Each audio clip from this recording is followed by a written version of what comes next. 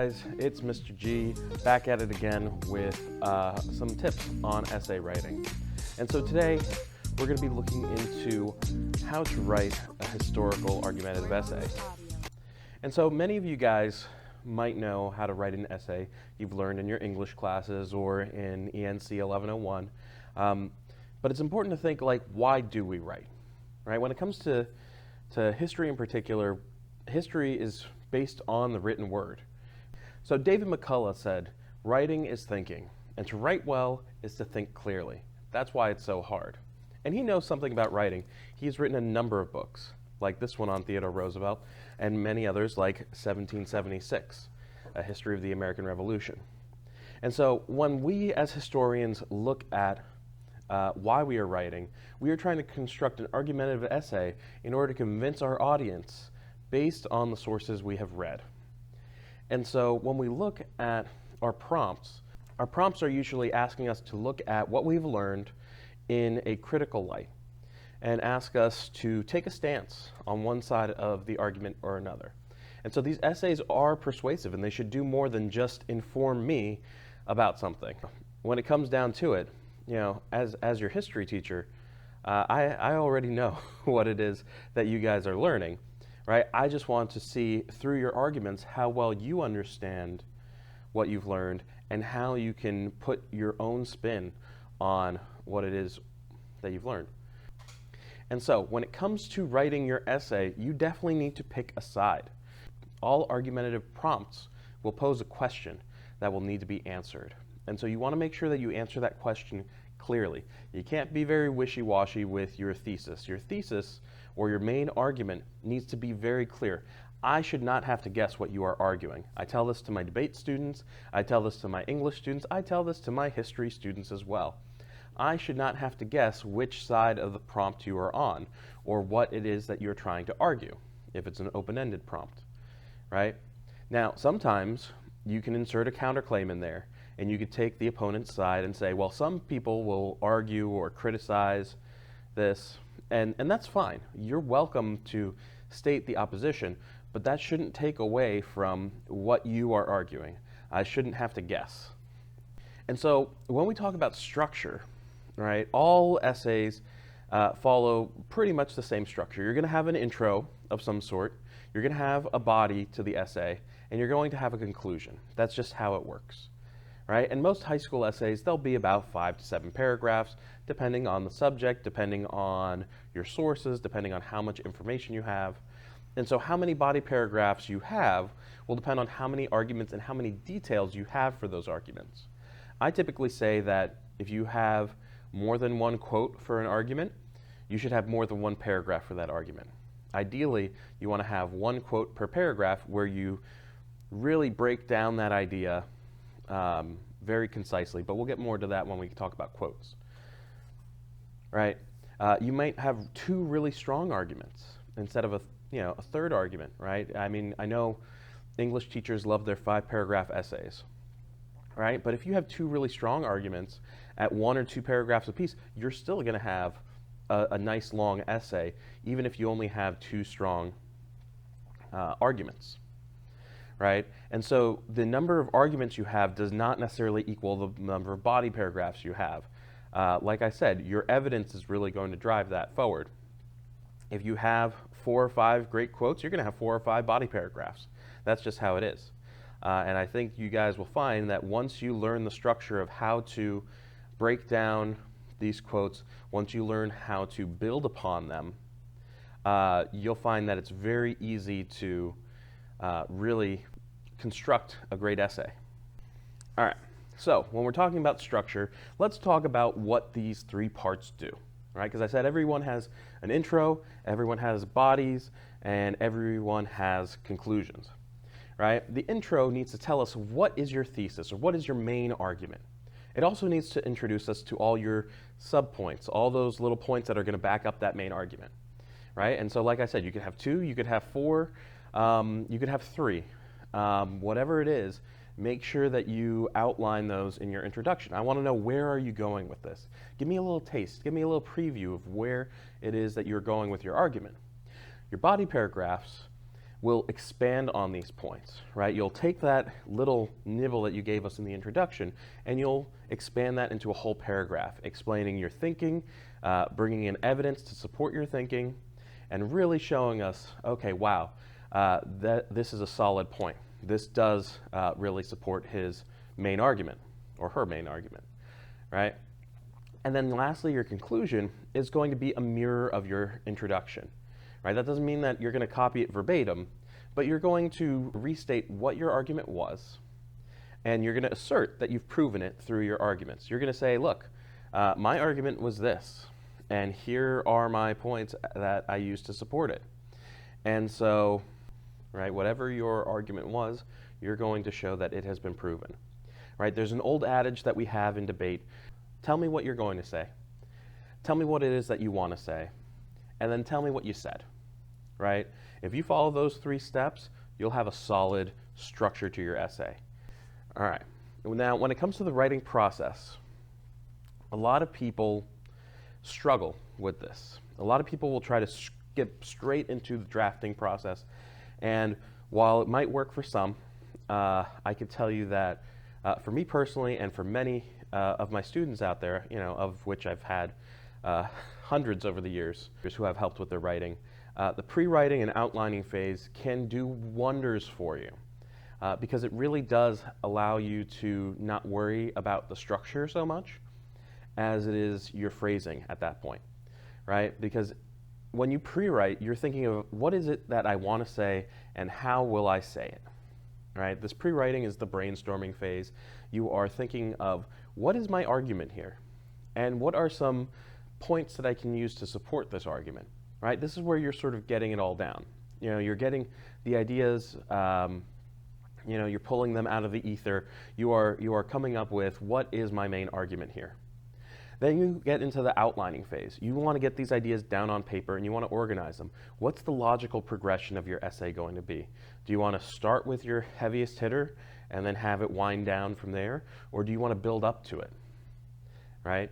Also, make sure that you're putting your quotes in your outline so that way you can see, oh wow, I have 3 pieces of evidence for my strongest argument, but I can't find a single quote for my weakest argument, right? Well, there's a problem there. Maybe you need to go back into the sources and find more quotes, right? But this outlining process will help you determine how structured your essay will be and where your holes are, right? Then we can begin to talk about drafting. When we talk about drafting, we're going to take this outline and we're just going to write the first draft. And writing the first draft can be a little scary. And so, we'll talk about some tips for getting that first draft down on paper. But that's not your final draft. I know a lot of people just want to write it once and done. I have so many students who will just turn in their first draft without looking at it again. But you want to make sure that you look it over and that you revise it. Now, revising and editing are different. Revising is looking at what are you missing, what can be rephrased a certain way, how did I get the point across the way I wanted to get it across? Revising is all about the tone, is all about the evidence, is all about, making sure that the essay is saying what you want it to say. Editing is all about checking those grammar mistakes and readability. Are these sentences too clunky? Do I have run-on sentences? Did I make sure that I put in my MLA citations the correct way?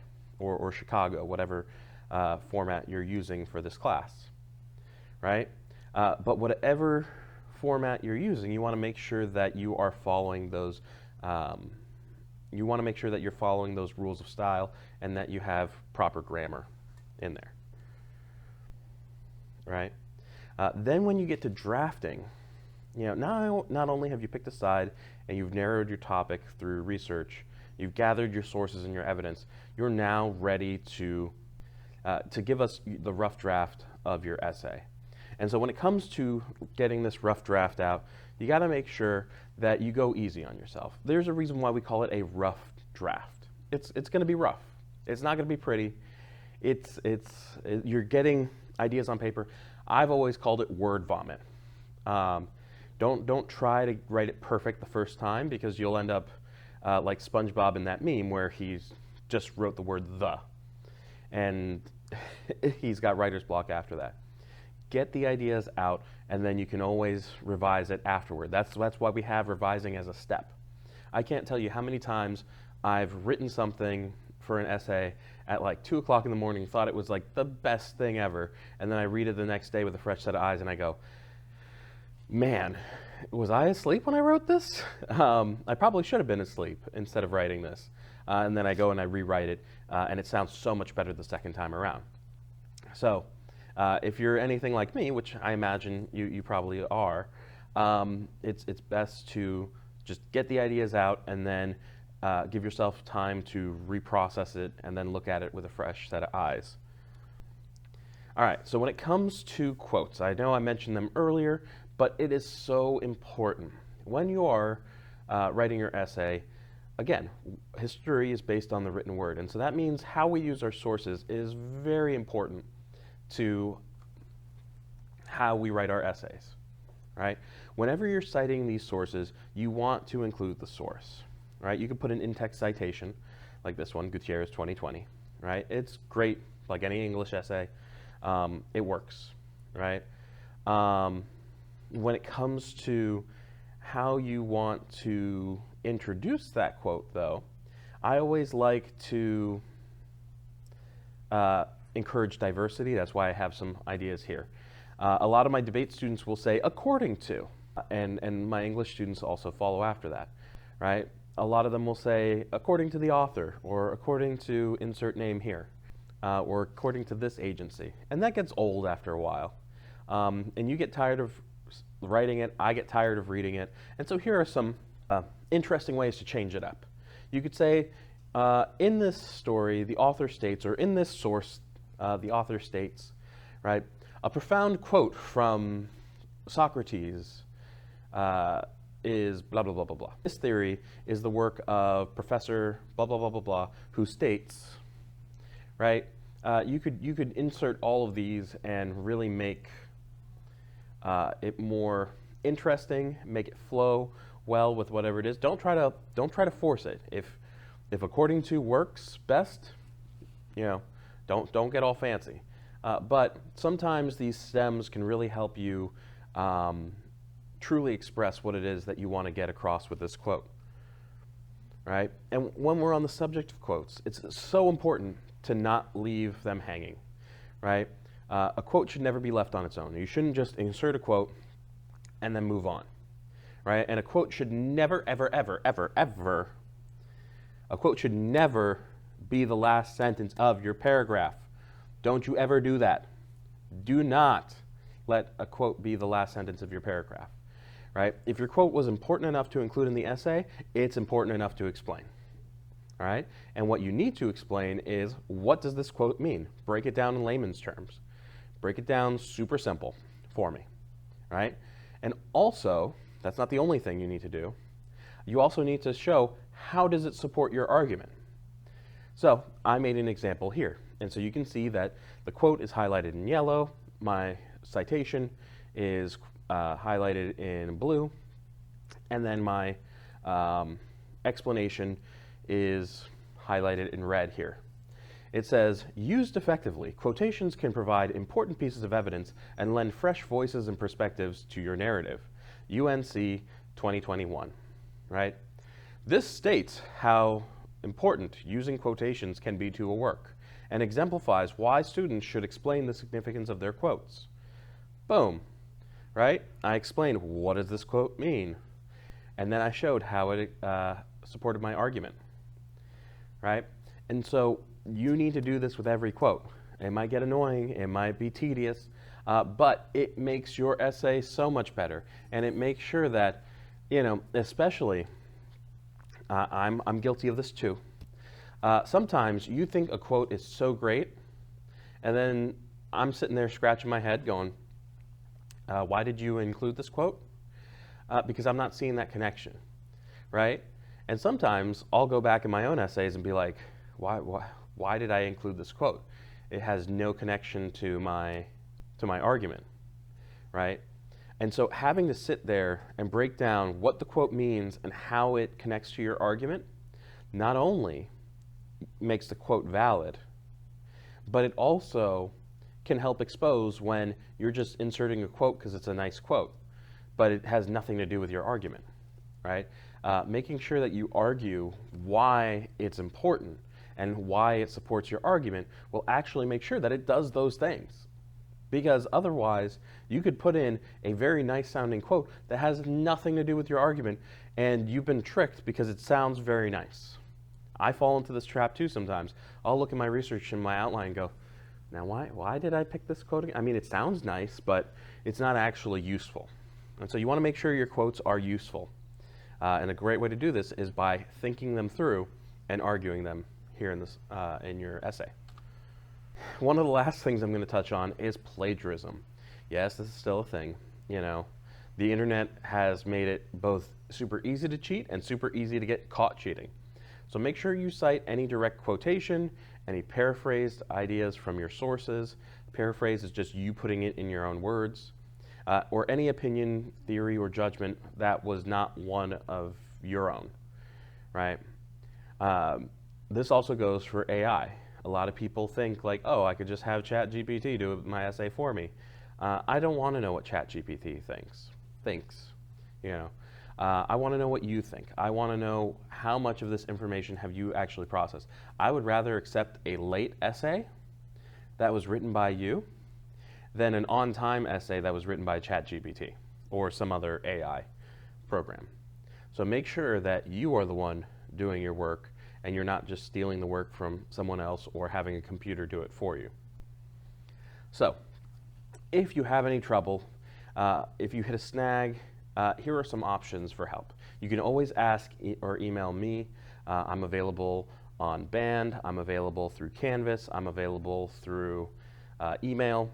All of these ways are ways to consult with me, and if you are stuck on something, I'd be more than happy to help. You can always ask a classmate, right? Sometimes these guys have done it before, or they might be better at the writing process than you are at the current moment, right? Or maybe they're just as lost as you and they're willing to go ask somebody else for help as well. You never know. And so asking a classmate could very well help you. Watch a video. There's so many great videos on YouTube, not just mine, but there's many great teachers out there, as well as other students who make videos on how to write argumentative essays. So this can really help. And if you're absolutely stuck, if you're anything like me and you get writer's block from time to time and you just need to talk out loud, but you don't want to lose those ideas, what I like to do is I'll do voice to text on any Chromebook, on Microsoft Word, on a Google document. You can do voice to text where you just talk into the microphone and it will dictate everything that you say onto the Word document. Now, it won't necessarily be grammatically correct, so you do have to go back through it. But if you're just doing it for your rough draft, it's a great idea to word vomit onto the page and get those ideas out there.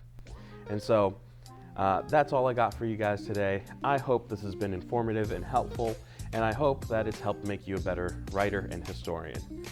Don't forget to like and subscribe if you haven't already. Hit that little notification bell so that way you get updates every time I post a video. My name is Mr. G. It's good to see you, and I'll see you next time.